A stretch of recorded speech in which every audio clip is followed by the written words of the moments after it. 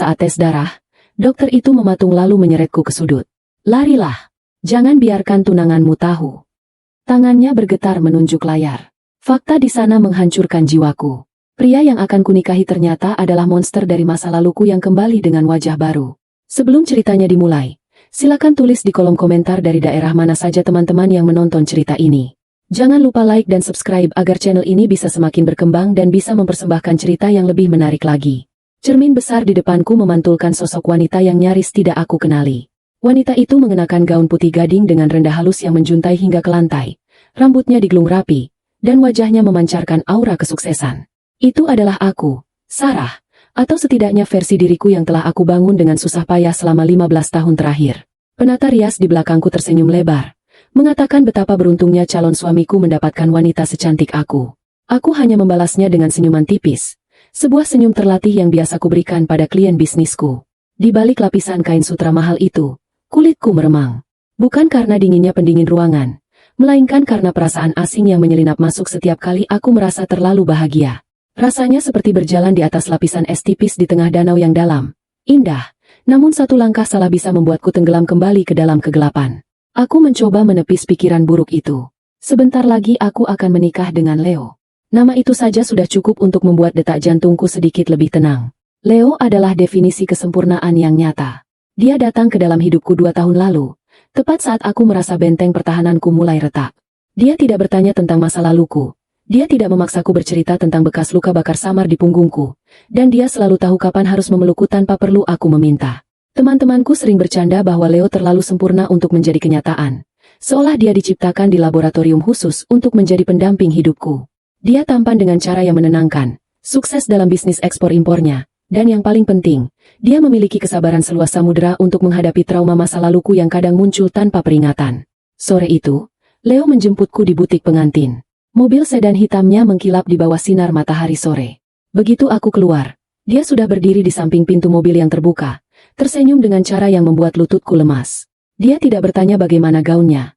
Dia hanya menatap mataku dan berkata bahwa aku terlihat lelah namun tetap cantik. Kami memutuskan untuk makan malam di apartemenku saja, menghindari keramaian kota yang sering membuat kecemasanku kambuh.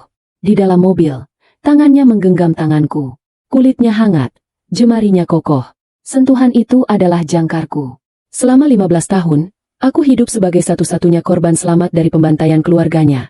Sebuah predikat mengerikan yang disematkan media dan polisi. Kasus itu tidak pernah terpecahkan. Pelakunya menghilang seperti hantu, meninggalkan aku yang bersembunyi di dalam lemari pakaian sempit di bawah tumpukan baju kotor, menahan napas sambil mendengar jeritan ibu dan ayah yang meregang nyawa. Namun saat bersama Leo, bayangan lemari sempit itu perlahan memudar. Malam itu kami menghabiskan waktu dengan sederhana. Leo memasak pasta kesukaanku sementara aku duduk di meja dapur, memperhatikan punggungnya yang tegap. Dia bergerak dengan efisiensi yang elegan, memotong bawang dengan presisi tinggi, dan mengaduk saus dengan gerakan teratur. Aroma bawang putih dan tomat memenuhi ruangan, menggantikan bau amis darah yang sering menghantuiku dalam mimpi. Kami makan sambil membicarakan rencana bulan madu. Leo menyarankan tempat yang tenang, sebuah villa di pegunungan Eropa yang jauh dari hiruk-pikuk. Dia bilang dia ingin aku merasakan kedamaian total. Aku mengangguk setuju, merasa sangat dicintai. Setelah makan malam, kami duduk di sofa, menonton film lama tanpa benar-benar memperhatikannya. Kepalaku bersandar di dadanya, mendengarkan detak jantungnya yang stabil. Irama itu seperti lagu pengantar tidur yang menjanjikan keamanan. Aku merasa aman. Aku merasa akhirnya, setelah sekian lama, aku berhak bahagia. Namun, kebahagiaan bagi orang sepertiku seringkali hanyalah pintu gerbang menuju mimpi buruk. Tengah malam itu, saat Leo sudah pulang ke apartemennya karena kami sepakat untuk tidak tinggal bersama sebelum menikah demi menghormati tradisi, mimpi itu datang lagi. Awalnya, aku berada di taman bunga yang indah, mengenakan gaun pengantin putihku. Tapi perlahan, langit berubah menjadi merah darah. Bunga-bunga mawar putih di sekelilingku mulai meneteskan cairan merah pekat. Aku mencoba berlari, tapi kakiku terasa berat seolah tertanam di dalam lumpur. Dari kejauhan, aku mendengar suara langkah kaki. Tap, tap, tap. Suara sepatu bot berat yang menghantam lantai kayu. Suara yang sama yang kudengar 15 tahun lalu dari balik pintu lemari. Jantungku berpacu kencang dalam tidurku. Napasku sesak. Aku tahu dia datang. Sang monster. Sosok tinggi besar dengan masker ski hitam dan pisau berburu yang berkilatan. Dalam mimpiku, aku tidak lagi berada di taman, tapi kembali ke ruang tengah rumah masa kecilku. Mayat ibu tergeletak di dekat tangga, Matanya melotot menatapku. Ayah tersungkur di dekat pintu depan. Darah ada di mana-mana, merembes ke karpet, membanjiri lantai hingga menyentuh ujung kaki telanjangku. Aku ingin berteriak memanggil ibu, tapi suaraku hilang. Lalu, sosok itu muncul di hadapanku. Dia tidak memakai masker kali ini. Wajahnya kabur, terus berubah-ubah, tapi matanya menatapku tajam. Dia mendekat, mengangkat pisaunya tinggi-tinggi. Aku meringkuk, menutup wajah dengan tangan, menunggu rasa sakit yang akan datang. Aku berteriak sekuat tenaga. Sebuah teriakan bisu yang merobek tenggorokan. Sarah! Sarah! Bangun! Suara itu menarikku paksa dari kedalaman neraka. Aku tersentak bangun. Napasku memburu hebat. Keringat dingin membasahi seluruh tubuhku hingga piyamaku lengket. Kamarku gelap. Hanya diterangi lampu jalan yang menembus celah tirai. Di samping tempat tidur, Leo duduk dengan wajah cemas. Tangannya mencengkeram bahuku lembut. Rupanya dia kembali lagi karena ponselnya tertinggal. Dan mendapati aku sedang berteriak dalam tidur. Aku langsung menghambur ke pelukannya, menangis terseduh-seduh. Tubuhku gemetar hebat. Sisa-sisa ketakutan dari mimpi itu masih terasa begitu nyata. Leo mendekapku erat. Tangannya mengusap punggungku dengan gerakan ritmis yang menenangkan. Dia membisikkan kata-kata manis di telingaku, mengatakan bahwa itu hanya mimpi, bahwa dia ada di sini, dan tidak ada yang bisa menyakitiku lagi. SSHHH, tenanglah, sayang. Aku di sini. Monster itu tidak ada. Dia tidak akan pernah kembali. Bisik Leo dengan suara beratnya yang lembut.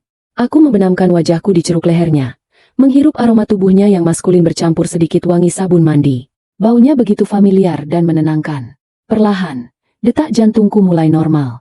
Aku merasa sangat bodoh karena masih dihantui masa lalu di saat masa depanku yang cerah sudah ada di depan mata. Leo mencium keningku lama sekali. Dia menatapku dengan tatapan yang begitu dalam, seolah dia bisa melihat langsung ke dalam jiwaku yang retak. Di mata itu, aku melihat pantulan diriku yang rapuh namun dicintai. Aku berpikir, betapa beruntungnya aku memiliki malaikat pelindung seperti dia. Dia adalah penyembuhku. Dia adalah antitesis dari monster yang menghancurkan keluarganya. Dengan Leo di sisiku, aku yakin aku bisa mengubur masa lalu itu selamanya. Malam itu, Leo menemaniku hingga pagi, menjagaku dari mimpi buruk, tanpa aku sadari bahwa mimpi buruk yang sebenarnya sedang berbaring tepat di sebelah kanu, memelukku dengan tangan yang sama yang pernah menghancurkan duniaku. Pagi itu langit Jakarta terlihat kelabu, seolah alam semesta sedang memperingatkanku tentang apa yang akan terjadi. Namun, aku terlalu sibuk menyusun jadwal hari ini di kepalaku untuk peduli pada cuaca. Agenda utama kami hari ini adalah pemeriksaan kesehatan pranikah. Ini adalah hal yang wajib dilakukan. Sebuah prosedur rutin untuk memastikan kami berdua sehat secara fisik sebelum mengikat janji suci. Aku sudah membuat janji di sebuah klinik swasta ternama yang direkomendasikan oleh salah satu rekan bisnisku. Klinik itu terkenal dengan privasinya yang ketat dan dokter-dokter senior yang berpengalaman. Leo tampak sedikit berbeda pagi ini. Dia lebih diam dari biasanya saat menyetir.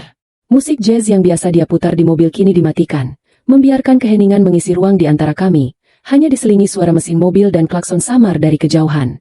Tangannya mencengkeram setir sedikit lebih erat. Buku-buku jarinya memutih. Aku meliriknya sekilas, mencoba membaca ekspresinya. Wajahnya datar, matanya fokus ke jalanan. Tapi ada ketegangan di rahangnya yang tegas. Kau baik-baik saja?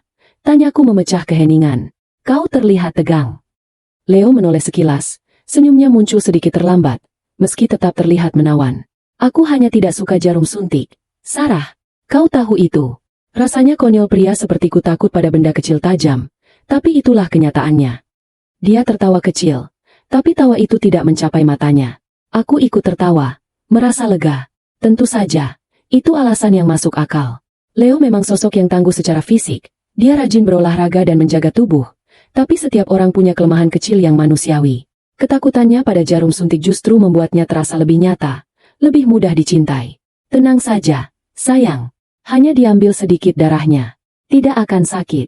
Aku akan memegang tanganmu. Godaku sambil menepuk lengannya pelan. Dia hanya mengangguk. Kembali fokus menatap jalanan yang mulai macet. Sesampainya di klinik, suasana steril langsung menyambut kami. Lantai marmer putih, dinding berwarna krem yang menenangkan, dan aroma antiseptik yang khas. Resepsionis menyambut kami dengan ramah dan meminta kami menunggu sebentar. Kami duduk di sofa tunggu yang empuk. Leo terus menggoyangkan kakinya, sebuah kebiasaan yang jarang dia lakukan. Dia terlihat gelisah, matanya menyapu sekeliling ruangan seolah sedang memetakan pintu keluar darurat. Aku menggenggam tangannya yang terasa dingin. Dia tersentak sedikit sebelum akhirnya membalas genggamanku erat. Terlalu erat bahkan. Tuan Leo dan Nona Sarah? Silakan masuk ke ruangan Dr. Hasan. Panggil seorang perawat muda dengan papan jalan di tangannya. Kami bangkit dan berjalan menuju ruangan di ujung lorong. Begitu pintu dibuka, kami disambut oleh seorang dokter tua dengan rambut yang sudah memutih seluruhnya. Dr. Hasan duduk di balik meja kerjanya yang besar. Kacamata bacanya menggantung di hidung. Dia mendongak saat kami masuk, dan untuk sesaat, waktu seolah berhenti. Mata tua itu menatapku, lalu beralih ke Leo. Tatapannya bukan tatapan ramah seorang dokter kepada pasien baru, melainkan tatapan tajam, menyelidik, dan penuh kewaspadaan. Ada kerutan di dahinya yang semakin dalam saat dia memperhatikan Leo berjalan masuk. Selamat pagi, dokter. Sapaku mencoba mencairkan suasana yang tiba-tiba terasa kaku. Dr. Hasan berdeham, seolah tersadar dari lamunannya. Dia membetulkan letak kacamatanya dan tersenyum tipis, namun matanya tetap waspada. Selamat pagi, silakan duduk. Jadi, pemeriksaan pranikah ya? Mari kita mulai dengan pemeriksaan dasar dulu sebelum pengambilan sampel darah. Proses pemeriksaan fisik berjalan lancar. Meskipun aku merasakan Dr. Hasan lebih banyak diam dan mengamati Leo dengan intensitas yang aneh. Dia memeriksa detak jantung Leo lebih lama dari yang seharusnya. Menekan stetoskopnya ke dada bidang tunanganku sambil matanya menatap lurus ke wajah Leo yang kini terlihat semakin kaku.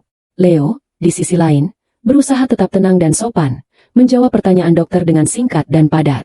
Namun aku bisa merasakan aura permusuhan yang sangat tipis menguar dari Leo, seolah dia merasa terancam oleh kehadiran dokter tua ini. Saatnya pengambilan darah. Perawat menyiapkan peralatan di meja samping. Lengan kemeja Leo digulung ke atas, memperlihatkan otot lengannya yang kokoh. Perawat itu mengikatkan karet pembendung di lengan atas Leo dan mulai mencari pembuluh vena. Mungkin karena gugup atau kurang berpengalaman, perawat itu sedikit kesulitan menemukan posisinya. Dia menusukkan jarum, tapi darah tidak langsung keluar. Dia mencoba menggerakkan jarum itu sedikit di bawah kulit Leo. Tiba-tiba, Leo menyentakkan tangannya. Bisa hati-hati tidak? Kau melukaiku. Bentaknya kasar. Suaranya menggelegar di ruangan kecil itu, membuatku dan perawat itu terlonjak kaget. Suasana hening seketika. Perawat itu mundur dengan wajah pucat ketakutan. Jarum suntik masih di tangannya. Aku menatap Leo dengan tidak percaya. Ini bukan Leo yang aku kenal. Leo yang aku tahu adalah pria yang sabar, yang selalu tersenyum ramah pada pelayan restoran yang salah mencatat pesanan, yang selalu memberi tip besar pada pengantar makanan. Kemarahan yang meledak tiba-tiba ini terasa sangat asing dan menakutkan. Matanya yang biasanya hangat kini menatap perawat itu dengan kilatan dingin yang membuat bulu kuduku berdiri. Leo! Panggilku pelan, menyentuh bahunya. Seketika itu juga, topeng itu kembali terpasang. Leo menarik napas panjang, memejamkan mata sejenak, lalu menoleh padaku dengan wajah penuh penyesalan. Maafkan aku. Aku sangat gugup dan itu sakit sekali tadi. Maafkan saya, suster. Ucapnya pada perawat itu dengan nada yang kembali lembut dan penuh pesona. Perawat itu mengangguk kaku. Tangannya gemetar saat mencoba kembali melakukan tugasnya. Kali ini berhasil. Darah merah pekat mengalir mengisi tabung vakum kecil. Aku menatap cairan merah itu dengan perasaan tidak nyaman. Dr. Hasan memperhatikan seluruh kejadian itu tanpa berkedip. Dia tidak menegur Leo. Dia tidak mengatakan apa-apa. Dia hanya duduk diam di kursinya. Jari-jarinya mengetuk meja perlahan. Matanya menatap tabung darah Leo seolah itu adalah sebuah teka-teki yang akhirnya dia temukan jawabannya. Setelah prosedur selesai dan perban kecil ditempelkan di lengan Leo, kami bersiap untuk pulang. Leo merangkul pinggangku posesif, ingin segera keluar dari tempat itu. Hasilnya akan keluar sore ini. Kami akan menghubungi kalian, kata Dr. Hasan datar. Kami baru saja sampai di parkiran mobil ketika ponselku bergetar. Sebuah panggilan masuk dari nomor klinik. Aku mengangkatnya, mengira ada barang yang tertinggal. Halo, Nona Sarah. Suara Dr. Hasan terdengar berat dan mendesak di seberang sana. Bisa Anda kembali ke ruangan saya sebentar? Sendiri. Ada masalah administrasi dengan asuransi Anda yang perlu tanda tangan segera. Biarkan tunangan Anda menunggu di mobil. Aku mengerutkan kening, bingung. Administrasi? Tapi, tolong, Nona Sarah. Ini sangat penting dan mendesak. Potongnya cepat. Aku menoleh pada Leo yang sudah duduk di kursi kemudi. Mesin mobil sudah menyala. Sayang, aku harus kembali ke dalam sebentar. Ada masalah tanda tangan berkas yang kurang. Kau tunggu di sini ya. Nyalakan saja AC-nya. Leo menatapku curiga selama sedetik. Matanya menyipit. Kenapa tidak aku temani? Hanya sebentar kok. Paling 5 menit. Kasihan kalau kau harus jalan lagi ke dalam. Kakimu kan tadi pegal. Alasanku cepat. Leo akhirnya mengangguk. Meski dia tampak tidak rela melepaskanku dari pandangannya. Aku berjalan kembali masuk ke klinik, menyusuri lorong putih itu sendirian. Perasaanku tidak enak. Jantungku berdebar kencang bukan karena asmara, tapi karena firasat buruk yang mulai merayap naik. Sesampainya di depan ruangan Dr. Hasan, pintunya sedikit terbuka. Aku mengetuk dan masuk. Dr. Hasan tidak sedang memegang berkas asuransi. Dia berdiri di depan layar monitor komputernya yang besar, membelakangiku. Tubuhnya kaku. Dokter, berkas apa yang harus saya tanda tangani? Tanyaku ragu. Dr. Hasan berbalik perlahan. Wajahnya pucat pasi, seolah dia baru saja melihat hantu. Dia berjalan cepat ke arahku, lalu tanpa peringatan, dia mengunci pintu ruangan dan menutup tirai jendela. Dia menarik lenganku, menyeretku ke sudut ruangan yang jauh dari pintu, seolah takut ada yang menguping. Dengar baik-baik, nak, bisiknya dengan suara gemetar. Keringat dingin terlihat di pelipisnya. Tidak ada masalah administrasi. Aku memanggilmu karena aku harus menyelamatkan nyawamu. Apa maksud dokter? Saya tidak mengerti. Aku mulai ketakutan, mencoba melepaskan cengkeramannya. Pria itu, Leo. Dr. Hasan menelan ludah susah payah. Dia menunjuk ke layar monitor di mejanya dengan tangan yang bergetar hebat. Di layar itu, ada grafik-grafik rumit dan deretan kode genetik yang tidak aku pahami, bersanding dengan sebuah data lama yang terlihat buram. Dulu, sebelum pensiun dan membuka klinik ini, aku adalah kepala ahli forensik kepolisian. 15 tahun lalu, aku yang menangani otopsi orang tuamu, Sarah. Aku yang mengumpulkan bukti di TKP rumahmu. Duniaku berhenti berputar saat dia menyebut orang tuaku. Napasku tercekat. Lalu, apa hubungannya dengan Leo? Dr. Hasan menatap mataku lekat-lekat. Tatapan penuh rasa kasihan dan ketakutan. Kami menemukan sampel darah pelaku di TKP waktu itu. Dia terluka saat memecahkan kaca jendela. Tapi kami tidak pernah menemukan orangnya karena tidak ada kecocokan di database kependudukan. Sampai hari ini. Dia menarik napas panjang sebelum menjatuhkan bom yang akan menghancurkan hidupku. Penanda genetik dalam darah Leo, mutasi langka pada kromosomnya. Itu 99,9% identik dengan darah pembunuh keluargamu. Sarah, pria yang menunggumu di mobil itu, dia adalah monster yang membunuh ibu dan ayahmu. Kata-kata Dr. Hasan menggantung di udara. Berat dan mencekik seperti asap hitam yang tiba-tiba memenuhi ruangan steril itu. Monster yang membunuh ibu dan ayahmu. Kalimat itu tidak masuk akal. Otakku menolak memprosesnya. Rasanya seperti ada sirkuit pendek di kepalaku. Percikan api yang menyakitkan saat logika bertabrakan dengan kenyataan yang selama ini kupercayai. Aku mundur selangkah, menggelengkan kepala dengan kuat. Seolah gerakan itu bisa mengusir kata-kata gila yang baru saja kudengar. Dokter, itu tidak mungkin. Suaraku terdengar parau. Nyaris seperti cicitan tikus yang terpojok. Anda pasti salah. Leo. Leo adalah pria paling lembut yang pernah saya kenal. Dia bahkan tidak tega membunuh laba-laba di apartemen kami. Dia mencintai saya. Dr. Hasan tidak membantahku dengan kata-kata kasar. Dia hanya menatapku dengan sorot mata yang penuh kesedihan mendalam. Sorot mata seseorang yang telah melihat terlalu banyak kematian dan kehancuran dalam hidupnya. Perlahan, dia memutar layar monitor komputernya agar menghadap lurus ke arahku. Cahaya biru dari layar itu menyinari wajah keriputnya, membuatnya terlihat seperti pembawa pesan kematian. Lihat ini, Sarah. Tolong, lihat dengan seksama. Pintanya lembut namun tegas. Dengan kaki yang terasa seperti timah, aku melangkah mendekat. Di layar itu terpampang dua grafik gelombang yang rumit, berjajar atas dan bawah. Di sebelah kiri tertulis, sampel TKP, kasus 2009, dan di sebelah kanan tertulis, sampel pasien, Leo, 2024. Kau lihat puncak-puncak gelombang ini? Dr. Hasan menunjuk dengan ujung pulpennya yang bergetar. Ini adalah penanda genetik. Setiap manusia memiliki pola yang unik, seperti sidik jari, tapi jauh lebih akurat karena ini tertulis dalam setiap sel tubuhmu. 15 tahun yang lalu, di rumahmu, pembunuh itu memecahkan jendela dapur untuk masuk. Dia melukai lengannya sendiri. Darahnya tertinggal di pecahan kaca. Kami mengamankan sampel itu. Tapi karena teknologi saat itu belum secanggih sekarang dan dia tidak ada dalam database kriminal manapun, sampel itu hanya menjadi DNA X di gudang bukti dingin kepolisian. Dia menelan ludah, lalu menggeser kursor ke grafik bawah. Ini darah Leo yang baru saja kita ambil 10 menit yang lalu. Lihatlah polanya. Lihatlah alel langka di kromosom ke-13 ini. Mutasi genetik yang sangat spesifik ini hanya dimiliki oleh kurang dari 0,001% populasi manusia di dunia. Dan lihat semuanya cocok. Bukan mirip, Sarah, tapi identik. Aku menatap garis-garis merah dan biru itu. Mereka tumpang tindih dengan sempurna. Mataku mulai terasa panas. Pandanganku kabur oleh air mata yang mendesak keluar bukan karena sedih, tapi karena horor yang absolut. 99,9%, bisik Dr. Hasan. Suaranya terdengar jauh sekali. Probabilitas bahwa Leo dan pembunuh itu adalah dua orang yang berbeda secara genetik adalah nol. Secara ilmiah, pria yang duduk di mobilmu sekarang adalah pria yang sama yang berdarah di jendela dapurmu 15 tahun yang lalu. Perutku bergejolak hebat. Rasa mual yang luar biasa menghantamku tanpa ampun.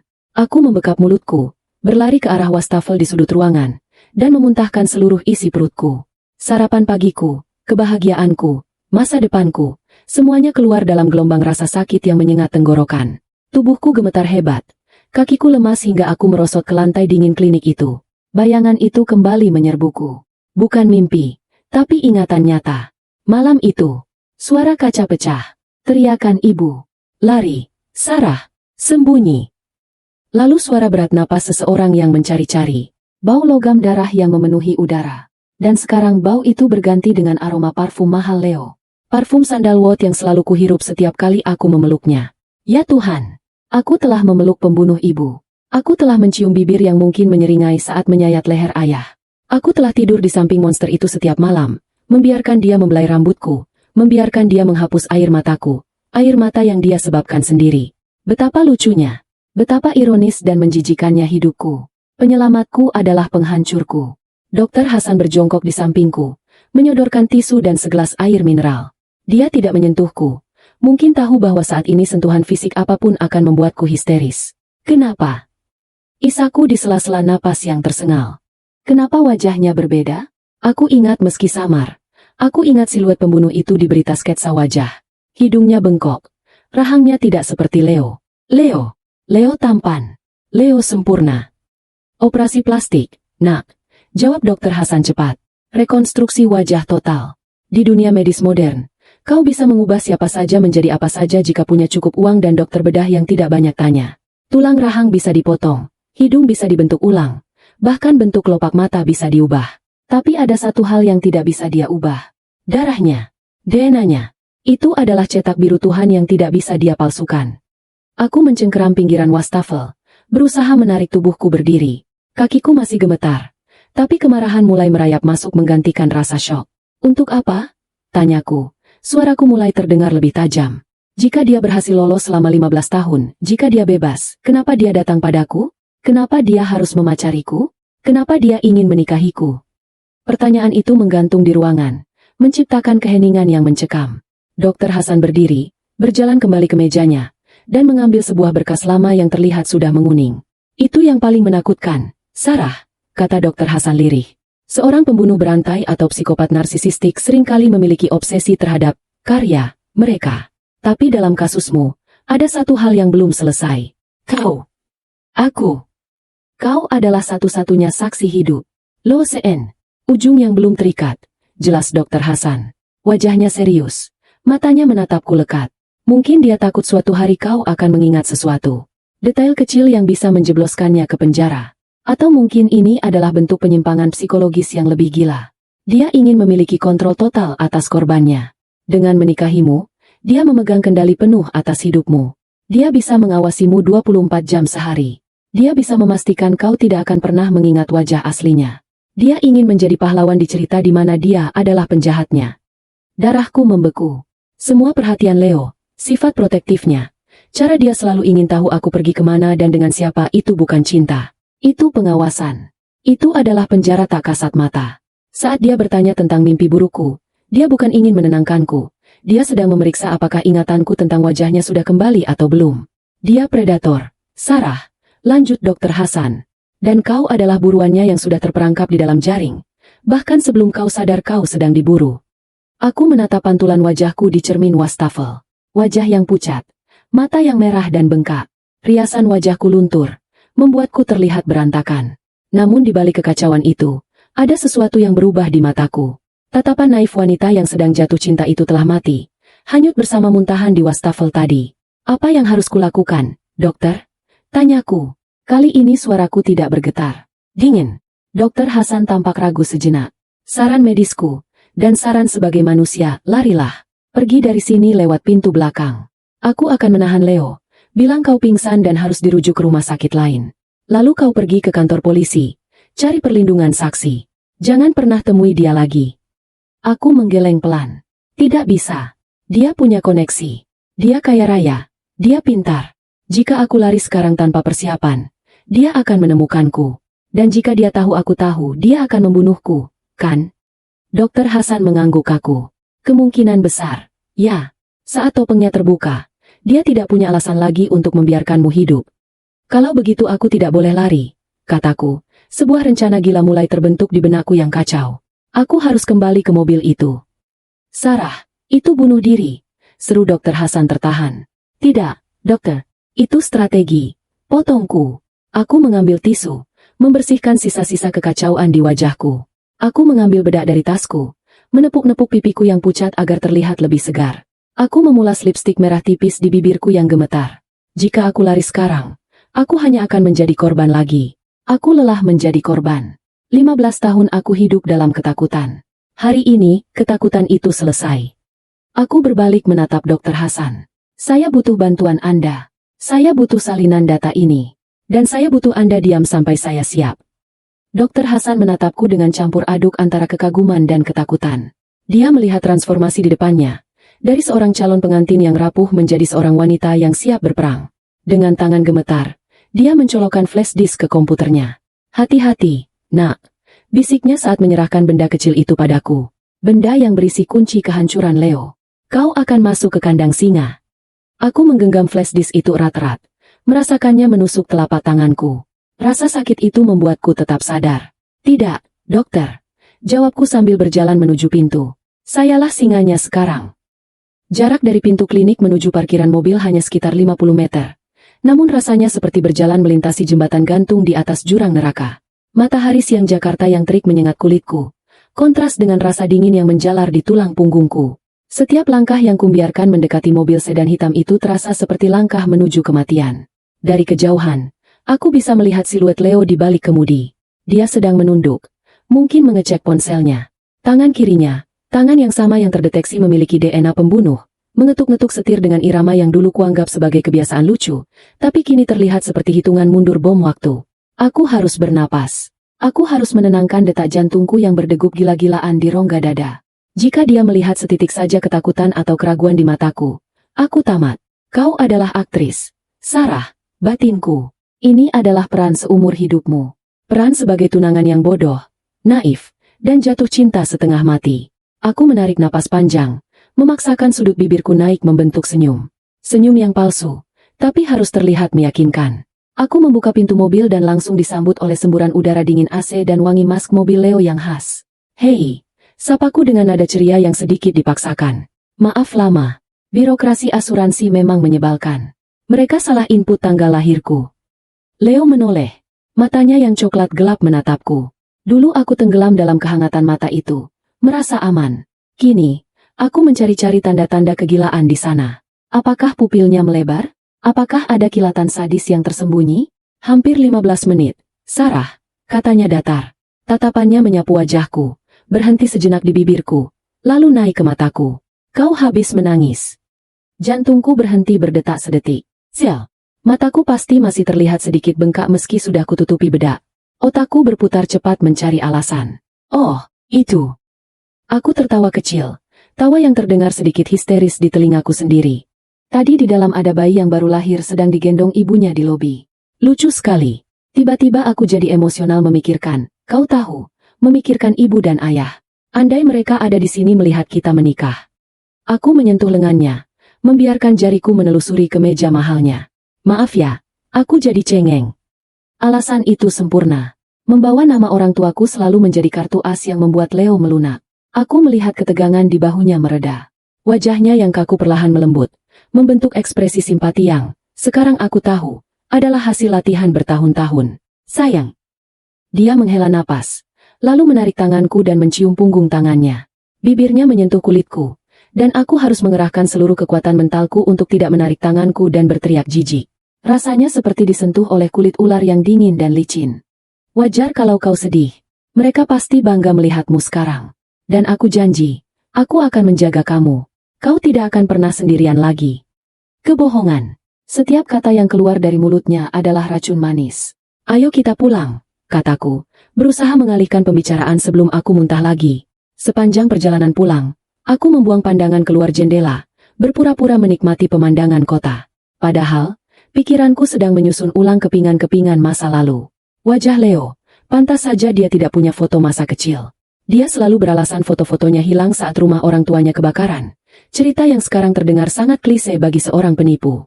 Wajahnya yang sekarang adalah mahakarya bedah plastik. Hidung mancung yang proporsional, rahang tegas, kulit yang kencang. Dokter Hasan bilang tulang wajah bisa dikikis. Berapa banyak rasa sakit yang dia tahankan demi mengubah dirinya menjadi pangeran tampan ini? Seberapa besar obsesinya untuk menghapus jejak kejahatannya? Dan yang lebih mengerikan, dia ada di sana. Di rumahku. 15 tahun lalu. Dia melihatku.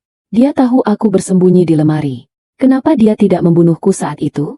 Apa dia sengaja membiarkanku hidup untuk disimpan? Nanti, apakah aku ini semacam piala baginya? Piala yang bisa bernapas dan berbicara? Kita mampir beli makan siang. Tanya Leo, memecah lamunanku. Aku menoleh. Menatap profil samping wajahnya. Tidak usah. Aku tidak lapar. Aku ingin istirahat saja di apartemen. Kepalaku sedikit pusing efek diambil darah tadi. Oke, kita pesan antar saja nanti. Sesampainya di apartemenku, ujian sesungguhnya dimulai. Ruang privasi yang dulu terasa hangat kini terasa seperti sel penjara. Leo masuk, melepaskan sepatunya, dan langsung menuju dapur untuk mengambil air minum. Dia menuangkan segelas air dingin dan membawanya padaku di sofa. Minumlah, kau terlihat pucat, katanya sambil duduk di sampingku. Jarak kami terlalu dekat, pahanya menempel di pahaku. Aku menerima gelas itu, meneguknya sedikit untuk membasahi tenggorokanku yang kering. Terima kasih, Leo. Tiba-tiba, dia mengangkat tangannya dan menyentuh pipiku. Ibu jarinya mengusap lembut tulang pipiku. Gerakan yang dulu selalu membuatku merasa dicintai, kini membuatku merasa sedang diperiksa kualitasnya oleh seorang kolektor barang antik. Aku bisa merasakan tatapannya menelusuri setiap inci wajahku, mencari-cari retakan pada topengku. Kau tahu, Sarah, ucapnya pelan. Matanya terkunci pada mataku. Tadi saat di klinik, Dokter Hasan terlihat aneh. Apa dia mengatakan sesuatu padamu saat aku di mobil? Darahku berdesir. Insting predatornya tajam. Dia mencium bau bahaya. Aku menatap matanya lurus-lurus, mengerahkan kemampuan berbohong yang baru saja kutemukan. Aku memasang wajah bingung yang polos. Aneh bagaimana? Dia cuma cerewet soal asuransi dan menyarankan kita minum vitamin tambahan. Kenapa? Kau merasa dia tidak ramah? Leo diam sejenak, menimbang jawabanku. Ibu jarinya berhenti bergerak di pipiku. Detik-detik berlalu lambat seperti tetesan air keran. Lalu, dia tersenyum tipis. Entahlah, perasaanku saja mungkin. Dia menatapku seperti aku punya hutang padanya. Aku memaksakan tawa kecil. Mungkin dia iri melihat pasien setampan tunanganku. Aku meletakkan gelas di meja dan memberanikan diri melakukan hal gila. Aku memeluknya. Aku melingkarkan lenganku di lehernya, membenamkan wajahku di dadanya, tepat di atas jantungnya. Ini adalah ujian terbesarku. Memeluk musuh. Merasakan detak jantung pembunuh orang tuaku. Aku harus melakukannya untuk meyakinkan dia bahwa aku masih Sarah yang bodoh. Sarah yang buta karena cinta. Aku mencintaimu, Leo, bisikku. Kalimat itu terasa pahit seperti empedu di lidahku. Leo membalas pelukanku. Lengannya yang kuat melingkari punggungku, mendekapku erat. Aku juga mencintaimu, Sarah. Lebih dari yang kau tahu. Aku akan melakukan apa saja untuk mendapatkanmu. Apa saja. Kata-kata, apa saja, itu bergema dengan makna ganda yang mengerikan. Membunuh orang tuaku? Melakukan operasi plastik? Menipu semua orang selama bertahun-tahun? Ya, dia memang melakukan apa saja. Aku lelah, sayang. Aku mau tidur sebentar, kataku sambil melepaskan pelukan, sebelum aku benar-benar kehilangan kendali diri. Tidurlah, aku akan menjagamu di sini, jawabnya. Aku berjalan menuju kamar tidurku, menutup pintu, dan menguncinya pelan. Begitu bunyi, klik, terdengar. Aku menyandar pada pintu, merosot ke lantai. Kakiku tidak sanggup lagi menopang tubuhku. Aku membekap mulutku sendiri agar isak tangisku tidak terdengar keluar. Air mata mengalir deras membasahi pipiku. Di balik pintu ini, ada monster yang sedang duduk menonton TV, mungkin sambil memikirkan betapa suksesnya penyamarannya. Dia pikir dia menang. Dia pikir dia telah menaklukkan satu-satunya saksi kejahatannya. Aku merangkak menuju meja rias, menatap cermin lagi. Wajah di cermin itu terlihat hancur, tapi matanya menyala dengan api kebencian yang dingin. Aku menghapus air mataku kasar. Tidak ada lagi air mata untuk hari ini. Mulai detik ini, Sarah yang lama sudah mati, ikut terkubur bersama kebenaran yang baru saja terungkap. Sarah yang sekarang adalah seorang penipu, sama seperti Leo. Aku membuka laci meja rias, meraba bagian bawah yang tersembunyi, tempat aku menyimpan buku harian kecilku. Tapi kali ini, aku tidak akan menulis puisi cinta. Aku akan menulis strategi perang. Aku harus menjadi lebih pintar dari dia, lebih licik dari dia, dan lebih kejam dari dia. Pernikahan ini akan tetap berjalan, tapi bukan menuju altar kebahagiaan, melainkan menuju panggung eksekusi. Aku akan membuatnya merasa aman, membuatnya merasa di atas angin, sampai saat di mana aku menarik karpet dari bawah kakinya dan memperlihatkan pada dunia wajah aslinya yang busuk. Kau salah memilih korban, Leo, batinku sambil mengepalkan tangan. Kau menghidupkan kembali monster dalam diriku. 3 hari telah berlalu sejak duniaku jungkir balik di klinik Dr. Hasan. 3 hari yang terasa seperti 3 abad. Aku hidup dalam simulasi yang mengerikan. Sebuah panggung sandiwara di mana aku harus berperan sebagai calon pengantin yang bahagia di depan pria yang tangannya berlumuran darah orang tuaku. Apartemen Leo, yang dulu kuanggap sebagai tempat perlindungan yang nyaman dengan desain minimalis dan perabotan mahalnya, kini terasa seperti sarang hewan buas. Setiap sudut ruangan seolah menyembunyikan rahasia, dan setiap bayangan tampak mengancam. Namun, aku tahu aku tidak boleh lengah. Jika Leo mencurigai sedikit saja bahwa aku tahu siapa dia sebenarnya, nyawaku akan melayang sebelum aku sempat menyeretnya ke neraka. Malam itu, hujan turun deras di luar, menciptakan suara latar yang gaduh untuk ketegangan yang merayap di ruang makan. Kami sedang menikmati makan malam. Leo memasak steak, dagingnya medium rare, merah di bagian tengah. Dulu aku menyukainya, tapi sekarang cairan merah yang merembes di piring itu membuat perutku mual. Aku memaksakan diri memotong daging itu kecil-kecil, menelannya dengan susah payah sambil mempertahankan senyum di wajahku. Ini adalah saatnya. Aku harus mulai mengujinya. Aku perlu melihat retakan di balik topeng porselen yang dia kenakan dengan begitu sempurna. Sayang, mulaku, meletakkan garpu perlahan agar tidak berdenting terlalu keras. Aku ingin cerita sesuatu, tapi berjanjilah kau tidak akan marah atau menganggapku gila. Leo mengangkat wajahnya dari piring, ekspresinya penuh perhatian seperti biasa. Tentu saja tidak. Ada apa? Mimpi buruk lagi. Aku mengangguk, memasang wajah sedih yang sudah kulatih di depan cermin kamar mandi selama berjam-jam. Ya, semalam. Tapi kali ini berbeda. Mimpinya lebih jelas. Bukan cuma bayangan kabur. Aku menatap matanya lekat-lekat, mencari tanda-tanda kepanikan. Dalam mimpi itu, aku melihat pembunuh itu berjalan menjauh setelah menghabisi ayah. Dan aku melihat sesuatu yang tidak pernah kulihat sebelumnya. Atau mungkin aku melihatnya dulu tapi baru ingat sekarang. Rahang Leo menegang samar, sangat tipis hingga mungkin tidak terlihat oleh orang awam, tapi aku melihatnya. Apa yang kau lihat? Tanyanya. Suaranya tetap datar namun ada sedikit ketajaman di ujung kalimatnya. Dia pincang. Bohongku. Aku menembakkan peluru kosong untuk melihat reaksinya. Dia berjalan menyeret kaki kirinya, seolah-olah dia terluka parah di sana. Mungkin terkena pecahan kaca jendela yang dia pecahkan. Prang! Gelas wine di tangan Leo terhentak sedikit terlalu keras saat dia meletakkannya kembali ke meja. Cairan merah anggur itu berguncang hebat, hampir tumpah membasahi taplak meja putih. Itu dia. Reaksi mikro yang kutunggu. Selama ini berita hanya menyebutkan pelaku mungkin terluka di tangan. Tidak pernah ada yang menyebut soal kaki. Jika dia bukan pelakunya, dia akan bertanya dengan penasaran atau menenangkan aku. Tapi dia bereaksi defensif. Pincang? Ulangnya. Matanya menyipit menatapku, seolah sedang memindai apakah aku sedang berbohong atau benar-benar mengingatnya. Itu detail yang sangat spesifik. Sarah, polisi tidak pernah menyebut soal itu.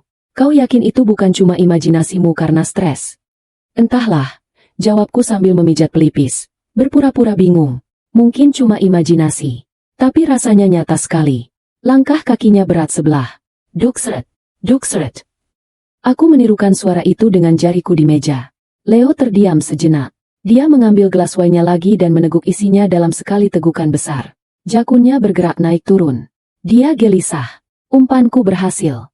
Dia mulai bertanya-tanya apakah ingatan traumatisku benar-benar mulai kembali. Ketakutan terbesarnya sedang terjadi. Sebaiknya kau tidak terlalu memikirkan itu. Itu hanya akan menyakitimu, katanya akhirnya. Suaranya terdengar dingin. Dia berdiri tiba-tiba. Aku mau mandi dulu. Badanku lengket seharian di kantor. Dia berjalan menuju kamar mandi di kamar utama. Aku menunggu sampai mendengar suara kunci pintu diputar dan gemericik air shower dinyalakan. Begitu suara air terdengar konstan, aku langsung bergerak. Adrenalinku meledak. Aku punya waktu sekitar 15 menit. Durasi mandi rutin Leo. Aku menyelinap masuk ke kamar tidur utama. Mataku menyapu sekeliling ruangan dengan liar. Di mana dia menyembunyikan rahasianya? Pria seperti Leo, seorang narsistik yang menyimpan trofi, Pasti punya tempat khusus. Tidak mungkin dia membuang semua kenangan masa lalunya. Dia pasti menyimpannya untuk dinikmati sendiri. Untuk mengingatkan dirinya betapa hebatnya dia bisa membodohi dunia. Aku membuka laci nakas. Kosong. Hanya ada jam tangan, obat sakit kepala, dan buku bacaan. Aku memeriksa bawah kasur. Neil. Aku beralih ke lemari pakaiannya yang besar. Lemari antik dari kayu jati yang dia bawa dari rumah lamanya. Dia selalu melarangku menyentuh lemari itu dengan alasan kayunya rapuh dan antik. Tanganku meraba-raba bagian dalam lemari, di balik tumpukan kemeja yang tersusun rapi berdasarkan gradasi warna. Tidak ada apa-apa. Aku mulai panik. Waktu terus berjalan. Suara air di kamar mandi masih terdengar, tapi bisa berhenti kapan saja.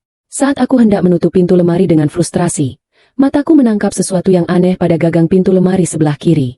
Gagang itu terbuat dari kuningan tua yang besar dan berukir rumit. Tapi posisinya sedikit miring, tidak simetris dengan gagang sebelah kanan. Iseng, atau mungkin didorong oleh insting bertahan hidup, aku memegang gagang itu dan mencoba memutarnya. Bukan memutar untuk membuka pintu, tapi memutar ulirnya. Klek! Gagang itu bergeser. Jantungku berpacu kencang. Aku memutarnya lagi ke arah berlawanan jarum jam. Gagang kuningan berat itu terlepas dari dratnya. Dan di sana, di dalam lubang kayu tempat gagang itu tertanam, ada sebuah rongga kecil yang sengaja dipahat. Di dalam rongga itu, terselip sebuah kunci kecil berwarna perak dan selembar kertas bon yang terlipat sangat kecil. Tanganku gemetar hebat saat mengambil benda itu. Itu adalah kunci kotak deposit bank, Safe Deposit Box. Di kepala kuncinya terukir logo sebuah bank swasta tua yang letaknya di pusat kota, beserta nomor seri, 808. Aku membuka lipatan kertas bon yang menyertainya. Itu adalah bukti perpanjangan sewa kotak deposit atas nama Leonardus, tertanggal bulan lalu. Sialan, dia menggunakan nama aslinya, atau setidaknya variasi dari nama barunya, untuk menyimpan harta karun masa lalunya. Tiba-tiba, suara air di kamar mandi berhenti. Panik menyergapku seperti air bah. Aku buru-buru melipat kertas bon itu kembali, menyelipkannya bersama kunci ke dalam rongga gagang pintu, dan memutar gagang kuningan itu kembali ke posisinya semula. Aku memastikannya kencang dan posisinya miring sama seperti sebelumnya. Aku baru saja mundur selangkah dari lemari ketika pintu kamar mandi terbuka. Uap hangat mengepul keluar. Leo berdiri di sana dengan handuk melilit pinggangnya. Rambutnya basah meneteskan air ke dada bidangnya. Dia menatapku yang berdiri kaku di tengah kamar. "Sarah?" tanyanya. Alisnya terangkat. "Apa yang kau lakukan di sini?" Aku menelan ludah, berusaha menormalkan napasku yang memburu. Aku mencari lotionku. Sepertinya tertinggal di meja riasmu waktu aku menginap minggu lalu. Leo menatapku, lalu menatap lemari di belakangku, kemudian kembali menatapku. Tatapannya tajam, menyelidik. Detik-detik itu terasa mencekik. Jika dia memeriksa gagang pintu itu sekarang, aku mati. Perlahan, bibirnya menyunggingkan senyum. "Oh, ada di laci paling bawah. Sayang, kau selalu lupa." Aku menghembuskan napas lega yang tertahan. Ah, benar. Aku memang pelupa belakangan ini. Terima kasih. Aku mengambil lotion itu dengan tangan gemetar, lalu berjalan melewatinya untuk keluar kamar. Saat aku melewatinya, dia mencengkeram lenganku pelan. Kulitnya yang lembab bersentuhan dengan kulitku, membuatku merinding jijik. "Kau gemetar," bisiknya di telingaku. "AC-nya terlalu dingin," jawabku cepat, melepaskan diri dari pegangannya. Aku berjalan keluar kamar dengan punggung tegak, merasakan tatapannya menusuk punggungku. Aku berhasil menemukan kuncinya. Sekarang, aku tahu di mana dia menyembunyikan jiwanya. Perang kucing dan tikus ini baru saja dimulai, dan tikus kecil ini baru saja mencuri peta labirin sang kucing. Keesokan harinya adalah hari di mana aku harus melakukan aksi pencurian paling nekat dalam hidupku. Aku tidak bisa mengambil kunci itu begitu saja dari gagang lemari Leo, karena dia pasti akan menyadarinya jika kuncinya hilang. Aku harus mengambilnya, pergi ke bank, dan mengembalikannya sebelum dia pulang kerja. Jendela waktuku sempit, dan resikonya adalah kematian. Rencanaku dimulai pagi-pagi sekali. Aku datang ke apartemen Leo dengan membawa tumpukan dokumen persiapan pernikahan, daftar catering, susunan acara, dan surat perjanjian sewa gedung. Leo sedang sarapan, bersiap berangkat ke kantor. Dia terlihat rapi dengan setelan jas abu-abunya. Tampak seperti eksekutif muda yang sukses dan tidak berbahaya. "Pagi, sayang. Kenapa pagi sekali?" tanyanya sambil menyesap kopi. "Pihak gedung dan catering butuh tanda tanganmu segera, Leo. Mereka bilang kalau tidak dikirim pagi ini, tanggal kita bisa digeser orang lain. Kau tahu kan betapa populernya tanggal cantik itu?" Cerocosku dengan nada panik yang dibuat-buat, sambil menyodorkan pulpen dan tumpukan kertas di hadapannya. Leo menghela napas, sedikit kesal karena rutinitas paginya terganggu, tapi dia mengambil pulpen itu. Baiklah, mana yang harus kutandatangani? Aku membalik-balik halaman dengan cepat. Di sini, lalu di sini. Ini untuk konfirmasi menu, ini untuk asuransi gedung. Di antara tumpukan kertas itu, aku menyelipkan selembar surat kuasa bank yang sudah kupersiapkan semalam. Aku telah memalsukan format surat dari bank tempat Leo menyimpan kotaknya.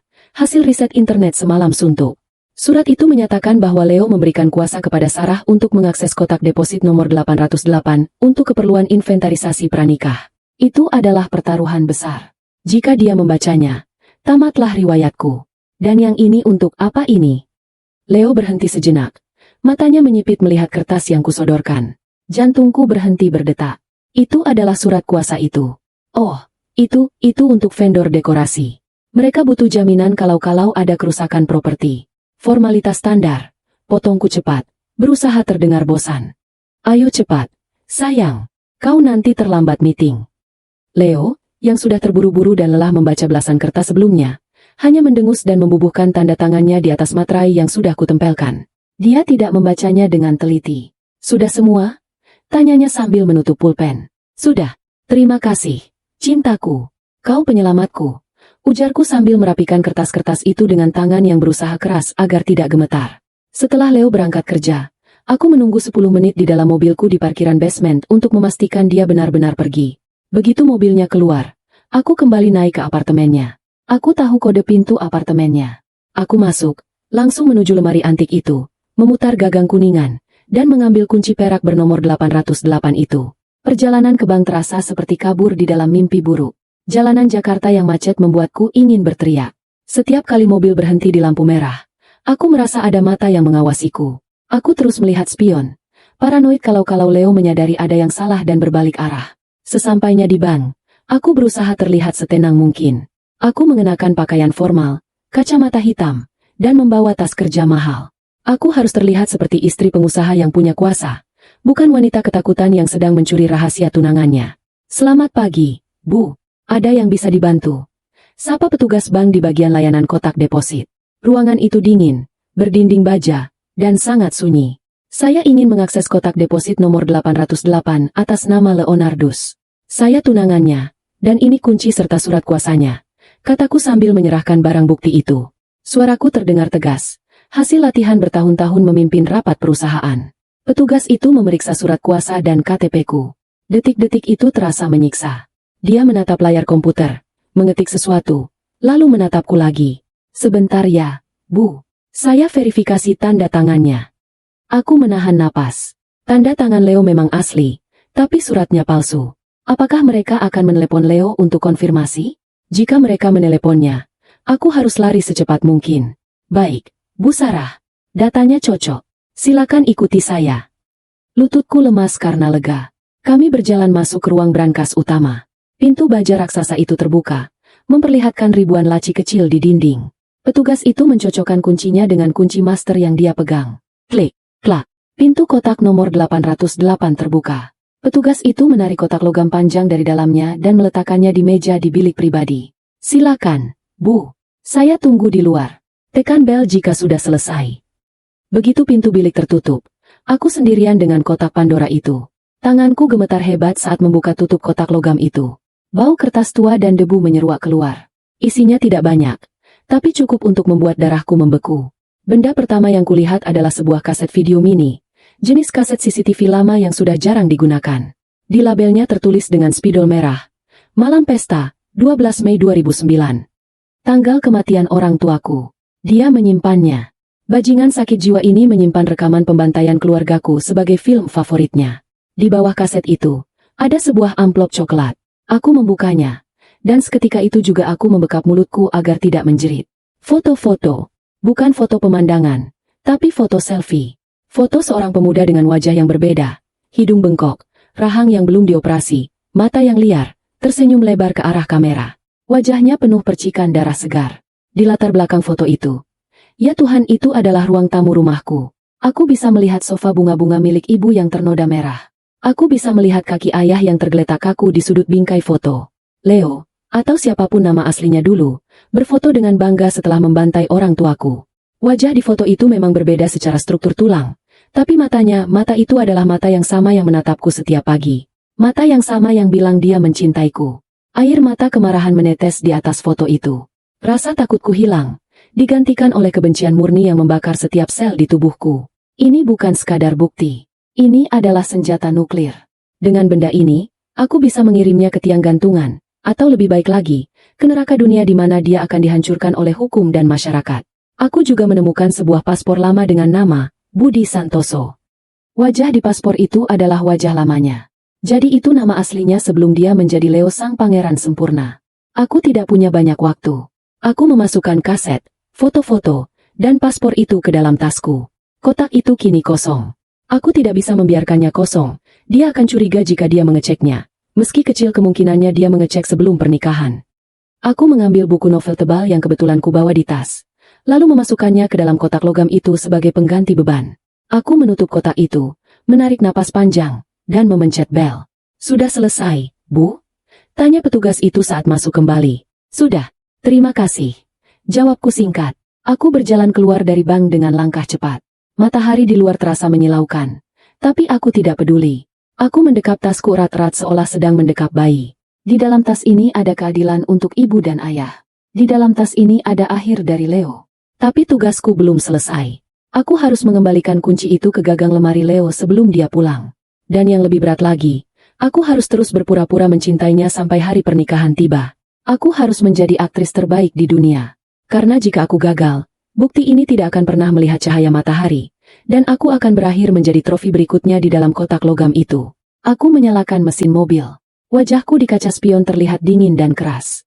Sarah yang cengeng sudah mati di ruang brankas tadi. Yang tersisa sekarang adalah sang pembalas dendam. "Tunggu pembalasanku, sayang." Desisku pada bayangan Leo yang tidak ada. "Pernikahan kita akan menjadi pertunjukan yang tidak akan pernah kau lupakan." Perjalananku kembali ke apartemen Leo adalah balapan melawan waktu yang paling memuakkan dalam hidupku. Jalanan Jakarta yang biasanya hanya membuatku kesal karena macet. Hari ini terasa seperti jerat yang perlahan mengetat di leherku. Setiap detik yang terbuang di lampu merah adalah detik di mana Leo mungkin pulang lebih awal karena sakit kepala atau tertinggal berkas. Dan menemukan gagang lemari antiknya sudah tidak bertenaga. Jika itu terjadi, aku tidak akan sempat menjelaskan apapun. Dia akan tahu. Dan aku akan berakhir. Aku memacu mobilku secepat yang aku berani, menyelip di antara bis kota dan sepeda motor, mengabaikan klakson marah yang bersahutan. Keringat dingin mengucur di punggungku, membuat kemeja kerjaku basah dan lengket. Sesampainya di basement apartemen, aku tidak membuang waktu. Aku berlari menuju lift. Berdoa dalam hati agar tidak bertemu tetangga yang ingin berbasa-basi. Lantai 15. Lorong sepi. Aku menekan kode pintu apartemen Leo dengan jari yang gemetar. 1205. Tanggal pertemuan pertama kami. Betapa romantisnya, pikirku dengan sinis. Pintu terbuka dengan bunyi BE pelan. Apartemen itu sunyi dan gelap. Tirai masih tertutup rapat seperti saat aku meninggalkannya pagi tadi. Aroma sandalwood yang dulu menenangkan kini terasa seperti bau formalin di kamar mayat. Aku tidak membuang waktu. Aku langsung menuju kamar tidur, berlutut di depan lemari antik itu. Tanganku bekerja dengan kecepatan yang didorong oleh adrenalin murni.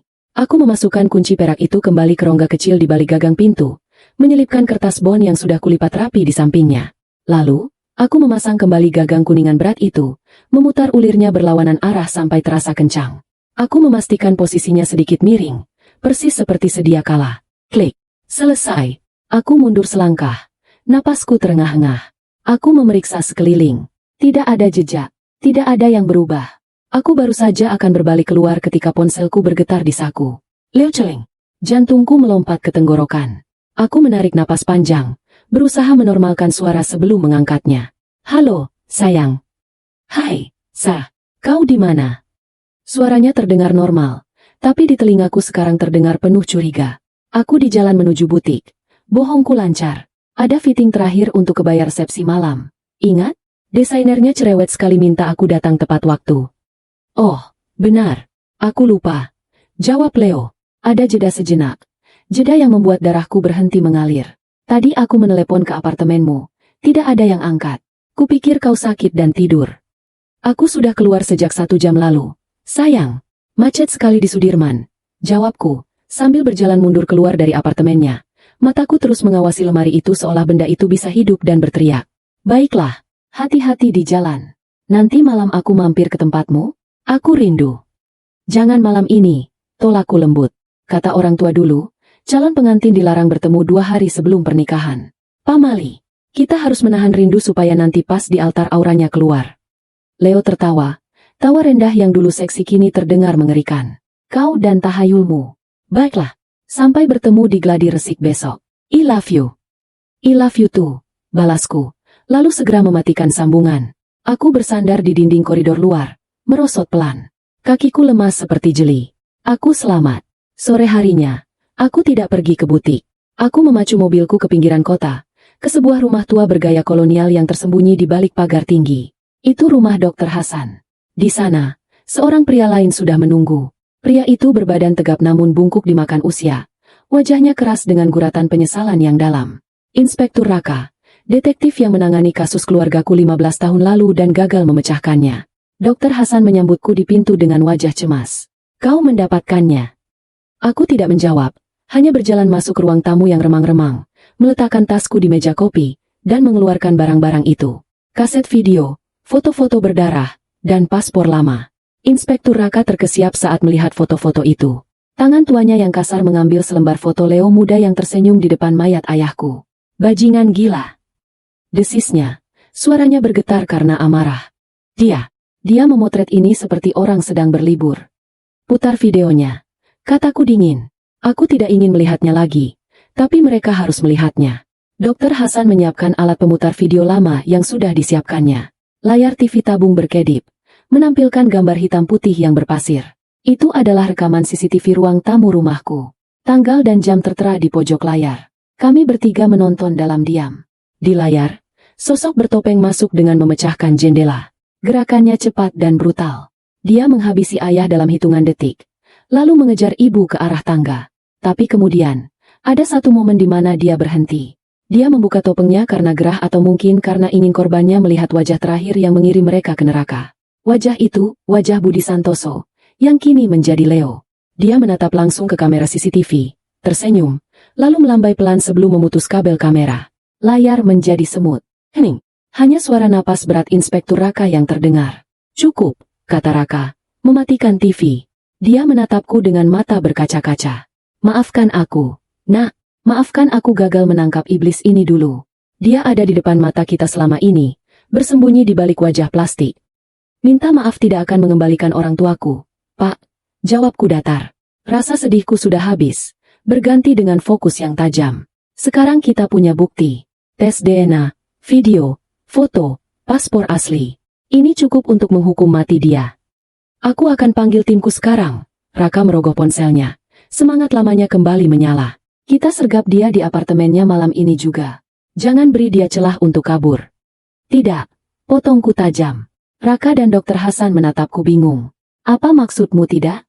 Dia berbahaya. Sarah, setiap detik kau bersamanya adalah taruhan nyawa. Kalau bapak menangkapnya malam ini, beritanya hanya akan jadi headline kecil di koran kriminal besok pagi. Pengusaha ditangkap karena kasus lama. Orang-orang akan lupa dalam seminggu. Pengacaranya yang mahal akan memelintir fakta. Mungkin bilang bukti ini palsu atau kedaluarsa. Dia punya uang, Pak. Dia bisa membeli keadilan. Aku berdiri, menatap kedua pria tua itu bergantian. Aku tidak mau dia hanya ditangkap. Aku mau dia dihancurkan. Aku mau topengnya ditarik paksa di depan semua orang yang dia hormati. Rekan bisnisnya, teman-teman sosialitanya, media yang meliput pernikahan kami. Aku mau mereka semua melihat wajah aslinya. Aku mau dia merasakan penghinaan total sebelum dia membusuk di penjara. Kau mau melakukannya di pesta pernikahan? Tanya Dr. Hasan, ngeri. Sarah, itu gila. Itu terlalu berisiko. Kalau dia sadar dia dijebak, dia bisa menyandera tamu. Dia bisa menyandera kau. Itu satu-satunya cara, tegasku. Di sana akan ada ratusan orang. Dia tidak akan bisa lari. Dan Pak Raka, Bapak bisa menyusupkan anak buah Bapak sebagai staf catering, pelayan, atau tamu undangan. Kepung gedung itu diam-diam. Saat video itu diputar, saat dunianya runtuh baru kalian masuk. Raka menatapku lama, menilai tekad di mataku. Dia melihat bahwa gadis kecil yang dulu menangis di kantor polisinya sudah tidak ada lagi. Ini operasi yang sangat berbahaya, gumam Raka. Tapi, kau benar. Bajingan narsisistik seperti dia harus dijatuhkan di panggung terbesarnya. Itu hukuman yang paling menyakitkan buat dia. Jadi Bapak setuju? Raka mengangguk perlahan. Aku akan siapkan tim elit. Tidak ada seragam polisi. Semua preman. Kami akan menyamar jadi tamu dari pihak keluargamu yang jauh. Juga pelayan. Begitu kau beri sinyal, kami bergerak. Sinyalnya adalah saat video prewedding diputar, kataku. Aku sudah menukar file videonya di flash disk yang akan kuberikan ke operator gedung besok. Dokter Hasan memegang tanganku. Tangannya dingin. Kau harus berakting sempurna sampai detik itu tiba. Sarah. Satu kesalahan kecil, satu tatapan mata yang salah dia akan tahu. Aku tahu, dokter. Jawabku. Aku sudah berlatih selama 15 tahun untuk menjadi kuat. 2 hari ini hanyalah puncaknya. Malam itu, kami menyusun rencana detail. Posisi penembak jitu, jalur evakuasi tamu, dan bagaimana mengamankan Leo tanpa korban jiwa. Aku merasa seperti jenderal yang sedang menyusun strategi perang. Rasa takut itu masih ada, meringkuk di sudut hatiku, tapi aku mengurungnya dalam kotak besi. Aku tidak boleh takut. Ibu dan ayah melihatku dari atas sana. Ini adalah keadilan mereka. Saat aku pulang ke apartemenku malam itu, aku menatap gaun pengantin yang tergantung di lemari. Putih bersih, suci. Besok, gaun itu akan menjadi baju zirahku. Dan altar pernikahan itu akan menjadi tempat pembantaian. Bukan darah, tapi pembantaian harga diri seorang monster. Hari sebelum pernikahan biasanya diisi dengan tawa, keharuan, dan sedikit stres yang menyenangkan. Tapi bagiku, hari ini adalah berjalan di atas tali tipis di atas kawah berapi. Kami berada di ballroom hotel mewah tempat resepsi akan digelar besok. Langit-langit tinggi dengan chandelier kristal raksasa, bunga-bunga mawar putih segar yang mulai didekorasi, dan karpet merah tebal yang memanjang hingga ke pelaminan. Semuanya terlihat seperti mimpi bagi pengantin wanita manapun.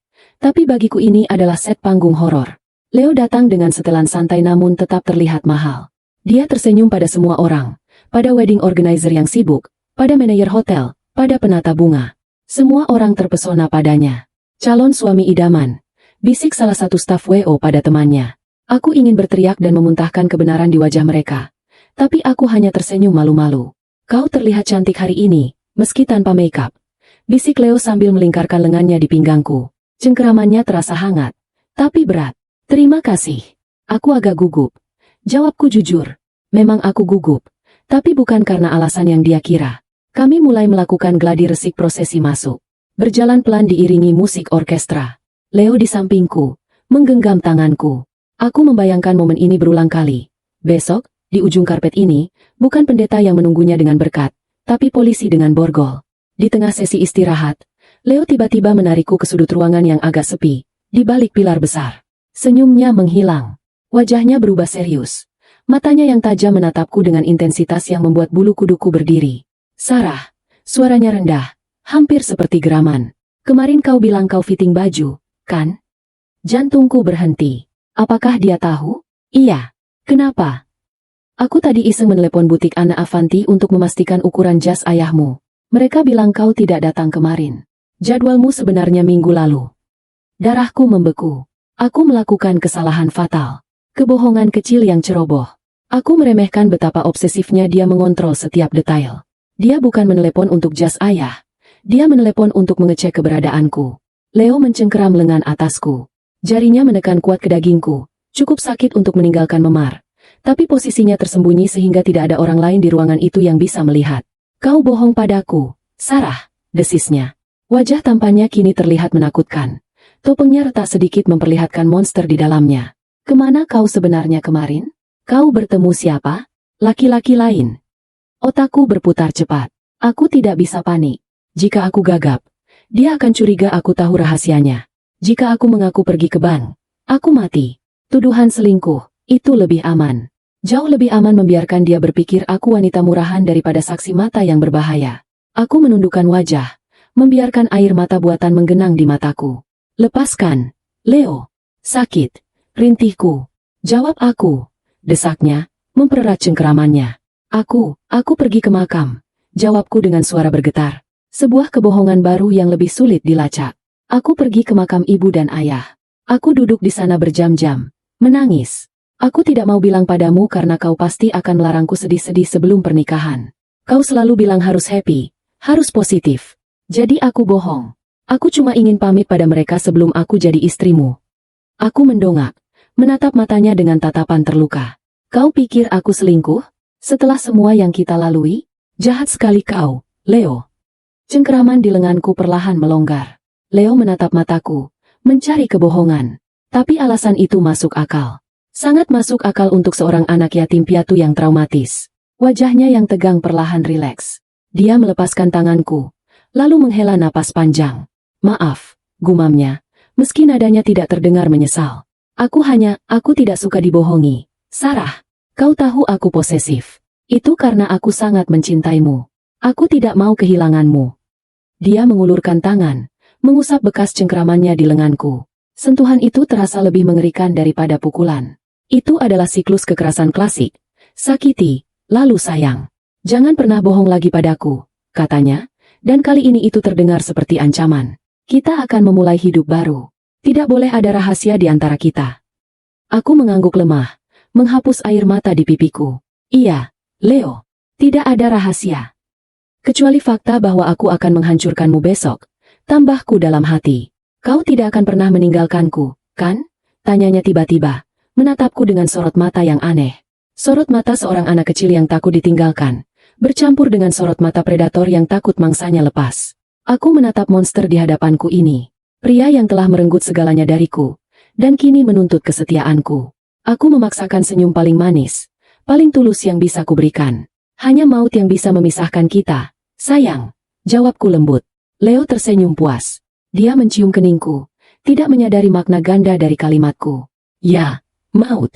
Mautlah yang memisahkan dia dari kemanusiaan 15 tahun lalu, dan besok, maut sosial akan memisahkan dia dari kehidupan mewahnya. Sisa hari itu berjalan dalam kabut. Aku menyerahkan flash disk berisi video pre-wedding kepada operator multimedia. Operator itu, seorang pemuda lugu, bertanya apakah dia perlu mengecek isinya. Tidak usah, Mas, kataku cepat, memberikan tip besar padanya. Itu kejutan buat pengantin pria. Dia belum pernah lihat. Jadi tolong jangan diputar sampai acaranya mulai. Ya, langsung saja play saat MC memberi aba-aba. Pemuda itu mengangguk semangat. Siap, Mbak, aman. Malam harinya, aku duduk sendirian di kamar hotel. Inspektur Raka mengirim pesan singkat ke ponselku. Tim sudah masuk posisi. Besok semua pelayan di area VIP adalah anggota Gegana. Tetap tenang. Aku meletakkan ponselku, menatap pantulan diriku di cermin besar kamar hotel. Besok adalah harinya. Tidak ada jalan kembali. Jika rencanaku gagal, Leo mungkin akan membunuhku di tempat, atau menculikku. Tapi aku tidak peduli. Rasa takut itu sudah hilang terbakar habis oleh kebencian. Aku mematikan lampu, berbaring di tempat tidur yang dingin. Aku memejamkan mata, membayangkan wajah ibu dan ayah. Besok, bisikku dalam gelap. Besok monster itu akan membayar lunas. Hari itu akhirnya tiba. Matahari bersinar terlalu terang, seolah-olah mengejek kegelapan yang sedang bergolak di dalam dadaku. Gedung pernikahan kami, sebuah ballroom hotel bintang 5 di pusat Jakarta, telah disulap menjadi taman surga buatan. Ribuan bunga mawar putih impor memenuhi setiap sudut. Aroma harumnya begitu pekat hingga membuatku mual. Kristal-kristal chandelier memantulkan cahaya ke segala arah, menciptakan kilau yang menyilaukan mata. Di mata ribuan tamu undangan yang hadir, para pejabat, rekan bisnis, sosialita, dan keluarga jauh, ini adalah pernikahan abad ini. Penyatuan dua insan sempurna. Sarah, pengusaha muda yang bangkit dari tragedi, dan Leo, pangeran tampan yang datang menyelamatkannya. Aku duduk di ruang rias pengantin, menatap pantulan diriku di cermin besar yang dikelilingi lampu-lampu bulat. Gaun pengantin ini, karya desainer ternama, membalut tubuhku dengan sempurna. Kain sutra putih gading itu terasa dingin di kulitku, berat dan kaku. Bagi orang lain, ini adalah gaun impian. Bagiku, ini adalah baju zirah perang. Di balik lapisan rok tule yang mengembang indah itu, terikat di paha kananku dengan garter renda yang kuat, terselip sebuah taser, alat kejut listrik kecil berwarna hitam. Benda itu terasa dingin dan keras menekan kulitku, sebuah pengingat bahwa hari ini bukan tentang cinta, melainkan tentang bertahan hidup. Kau terlihat sangat tenang, Sarah, komentar penata rias yang sedang memakaikan veil di rambutku. Biasanya pengantin wanita gemetar atau menangis haru. Kau seperti patung marmer. Indah tapi dingin. Aku hanya tersenyum tipis. Aku menyimpan energiku untuk nanti, jawabku. Untuk melihat kehancurannya. Tambahku dalam hati. Pintu terbuka. Leo masuk. Dia mengenakan tuxedo hitam yang dijahit khusus. Pas sekali di tubuhnya yang tegap. Rambutnya ditata rapi ke belakang, memperlihatkan wajah hasil rekonstruksi bedah plastik yang menipu dunia. Dia tersenyum saat melihatku. Senyum yang dulu membuatku luluh, kini hanya membuat perutku melilit jijik. Wow, gumamnya, berjalan mendekat dan mencium pipiku. Kau menakjubkan. Orang tuamu pasti melihat dari surga dan tersenyum bangga. Darahku mendidih mendengar dia menyebut orang tuaku dengan mulut kotornya. Tapi aku menahan diri. Belum waktunya. Terima kasih, sayang. Kau juga tampan sekali. Balasku dengan suara lembut yang kurancang khusus untuk menipunya. Sudah siap? Acara pemberkatan sebentar lagi dimulai. Katanya sambil mengulurkan tangan. Aku menyambut tangannya. Tangan itu hangat dan kering. Tangan yang sama yang memegang pisau 15 tahun lalu. Aku membiarkan dia menuntunku keluar, berjalan menuju lorong kematian kami. Upacara pemberkatan berjalan seperti dalam mimpi demam. Aku mendengar pendeta mengucapkan kata-kata suci tentang cinta, kesetiaan, dan pengampunan. Kata-kata itu terasa kosong, melayang-layang di udara tanpa makna. Saat tiba giliranku mengucapkan janji pernikahan, aku menatap lurus ke dalam mata Leo. Mata coklat gelap itu memancarkan kemenangan.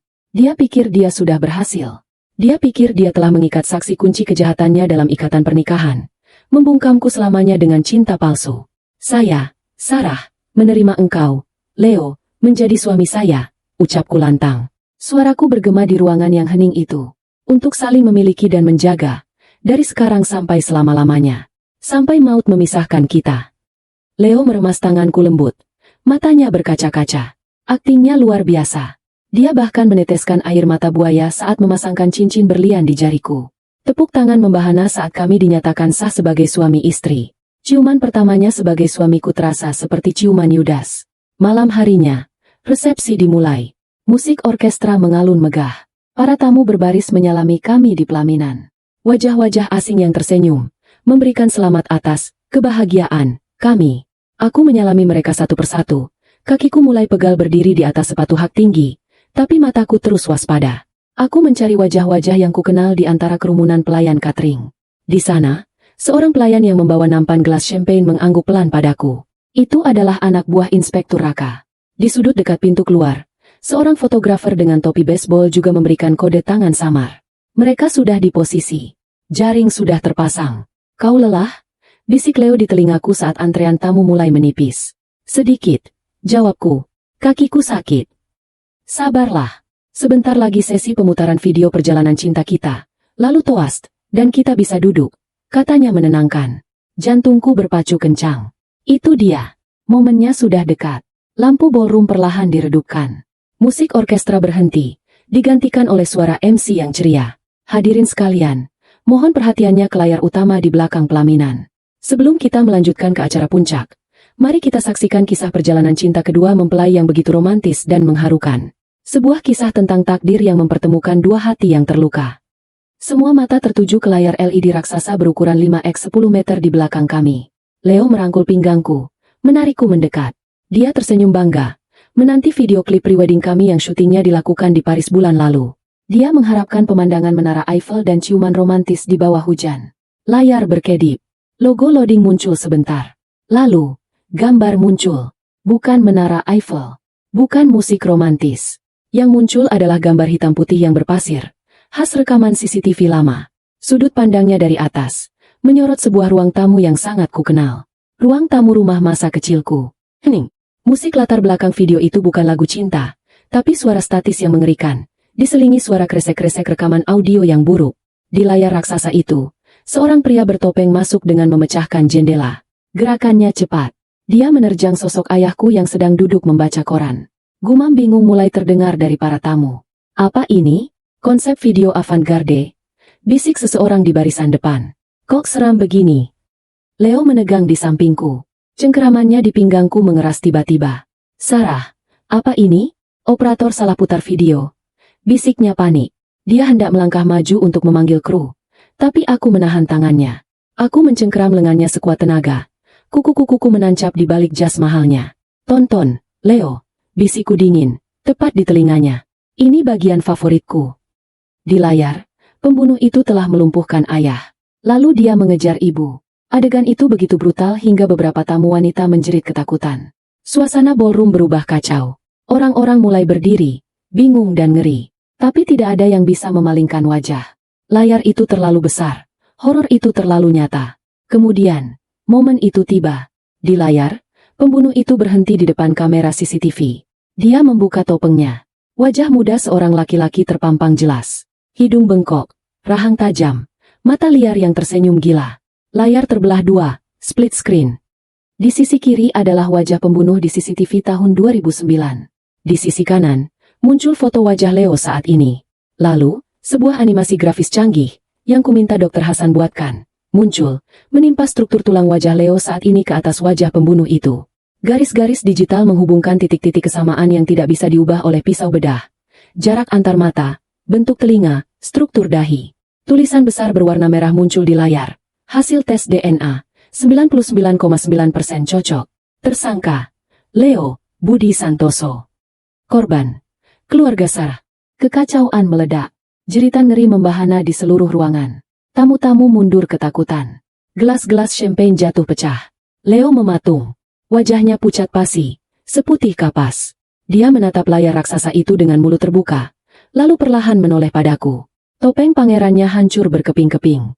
Wajahnya berubah menjadi wajah setan yang sesungguhnya. Mata itu, mata yang penuh cinta palsu sedetik lalu, kini terbakar oleh kebencian dan kepanikan murni. Kau! Desisnya. Suaranya bukan lagi suara suami yang lembut, tapi geraman binatang buas yang terpojok. Tahu-tahu, dasar jalang sialan. Dia mencengkeram leherku. Tangannya yang kuat mencekiku tepat di atas panggung pelaminan, di depan ribuan orang. Aku terbatuk, napasku tercekat. Tapi aku tidak takut. Aku sudah menunggu momen ini. Kau pikir kau bisa menjebakku? Teriaknya histeris, meludahi wajahku. Dia menarik tubuhku, menjadikanku tameng manusia saat dia melihat beberapa pria berbadan tegap, tim Inspektur Raka, berlari menaiki panggung sambil mengacungkan senjata. Mundur, atau kupatahkan lehernya. Teriak Leo pada polisi yang menyamar. Para tamu berteriak histeris, berlarian menuju pintu keluar. Pesta pernikahan berubah menjadi zona perang. Cengkeraman Leo di leherku sangat kuat. Tapi dia melupakan satu hal. Tanganku bebas. Perlahan, di tengah kekacauan itu, aku meraba celah di gaunku. Jariku menyentuh gagang dingin taser di paha kananku. Aku menariknya keluar. Leo, panggilku parau. Dia menunduk menatapku. Matanya gila. Diam kau. Ingat janji kita tadi? Tanyaku, menatap matanya tanpa rasa takut. Sampai maut memisahkan kita. Aku menempelkan ujung taser itu tepat di bawah dagunya, ke bagian leher yang terbuka. Maut itu ada di sini. Aku menekan pelatuknya. Krak, suara listrik bertegangan tinggi meletup. Tubuh Leo kejang hebat. Matanya terbalik ke atas. Cengkeramannya di leherku terlepas seketika. Dia ambruk ke lantai panggung seperti pohon yang ditebang. Tubuhnya bergetar tak terkendali karena sengatan listrik yang melumpuhkan sistem sarafnya. Aku berdiri di atasnya, mengatur napasku, membetulkan letak tiaraku yang miring. Detik berikutnya, tim Inspektur Raka menyerbu. 3 orang pria menindih tubuh Leo yang masih lemas, memborgol tangannya ke belakang dengan kasar. Raka naik ke panggung, napasnya memburu, pistol masih di tangan. Amankan dia, bawa lewat pintu belakang. Jangan biarkan dia bicara. Perintah Raka. Leo, yang mulai sadar dari efek kejut, mulai meronta dan berteriak-teriak seperti orang gila.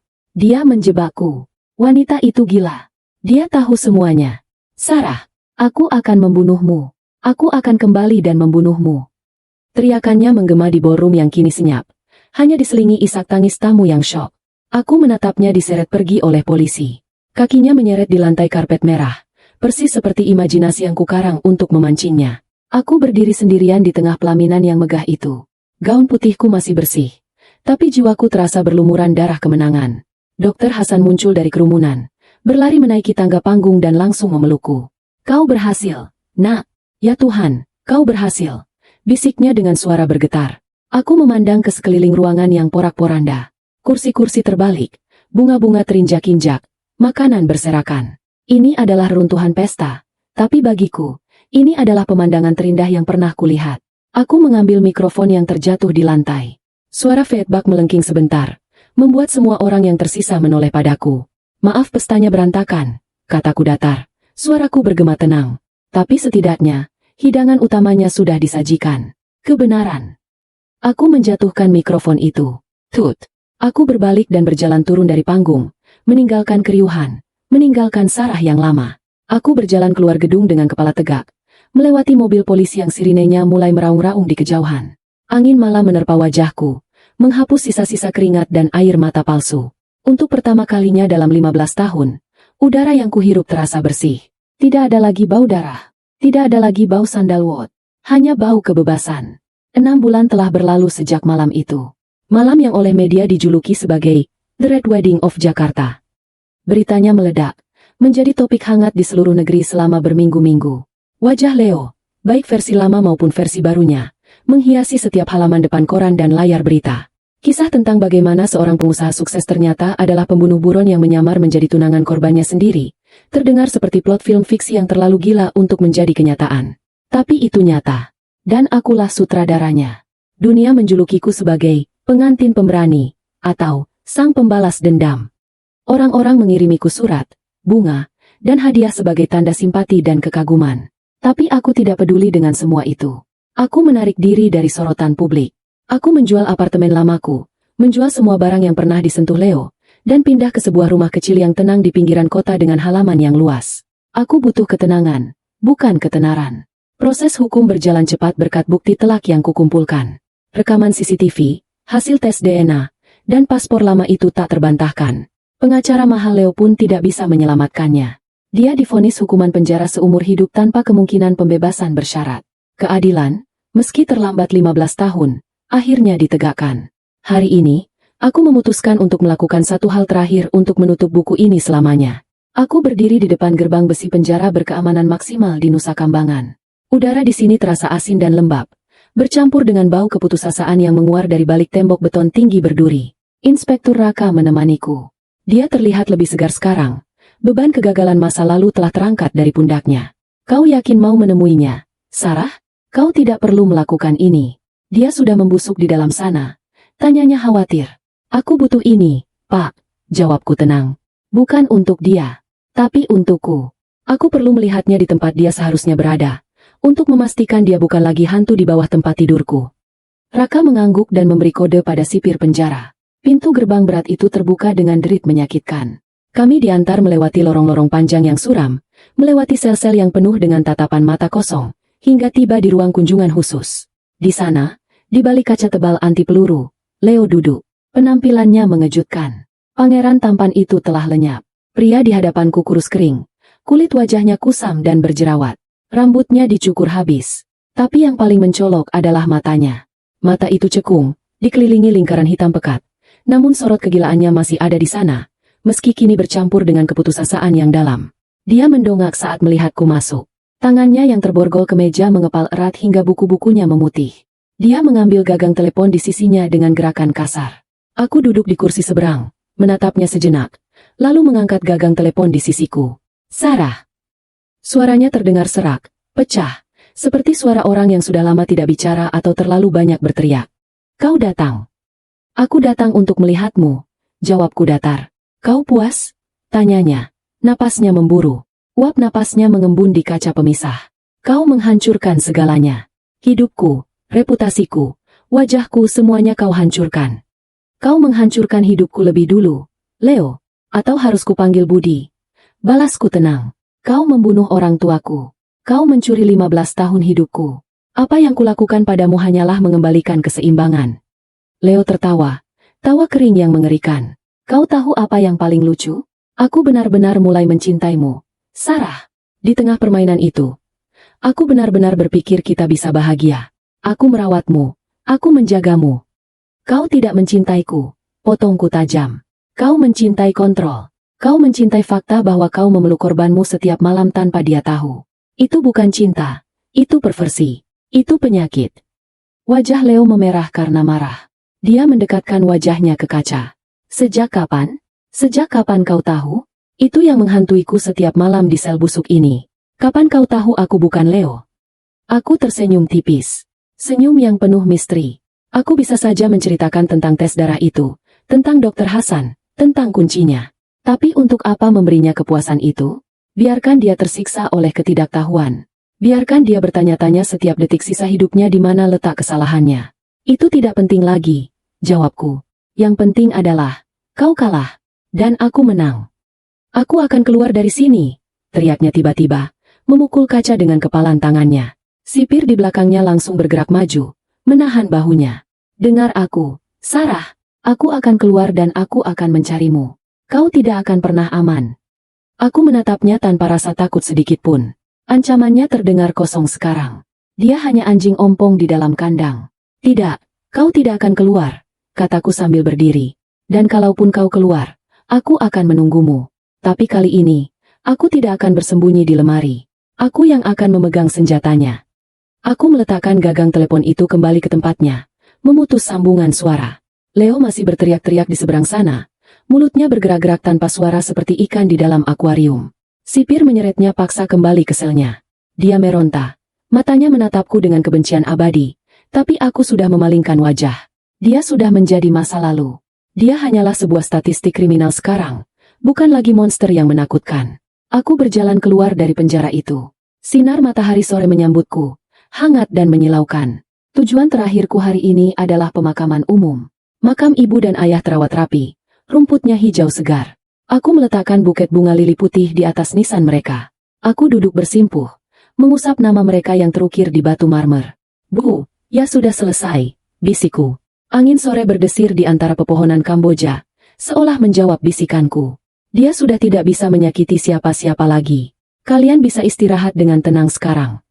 Aku merasakan beban ribuan ton terangkat dari dadaku. Rasa bersalah karena menjadi satu-satunya yang selamat. Rasa takut yang menghantui setiap langkahku. Semuanya perlahan menguap. Aku menyentuh dadaku sendiri, merasakan detak jantungku. Detaknya kuat, stabil, dan tenang. Selama ini aku berpikir bahwa DNA trauma itu telah merusakku, mengubahku menjadi makhluk yang rusak selamanya. Bahwa darah korban mengalir di nadiku, mengutukku untuk selalu ketakutan. Tapi aku salah. Pengalaman ini telah mengubah struktur jiwaku. Aku bukan lagi gadis kecil yang ketakutan. Aku adalah wanita yang menaklukkan monsternya sendiri. Aku bangkit berdiri, membersihkan tanah dari lutut celanaku. Aku melihat ke depan, ke arah jalan setapak yang membentang keluar dari area pemakaman. Masa depan masih misterius, tapi untuk pertama kalinya, aku tidak takut menghadapinya. Aku mungkin memiliki bekas luka, tapi bekas luka itu adalah bukti bahwa aku selamat. Bukti bahwa aku menang. Aku menarik napas dalam-dalam, mengisi paru-paruku dengan udara kehidupan. Aku siap menulis bab baru. Bab di mana Sarah bukan lagi korban, bukan lagi pengantin yang tertipu, melainkan Sarah yang bebas. Seolah-olah seluruh sel di tubuhku telah diperbaharui. Seolah-olah aku terlahir kembali dengan DNA baru, DNA seorang pejuang. Aku melangkah pergi, meninggalkan makam, meninggalkan kenangan tentang Leo, dan berjalan menuju matahari terbenam yang indah. Hidupku baru saja dimulai. Tamat.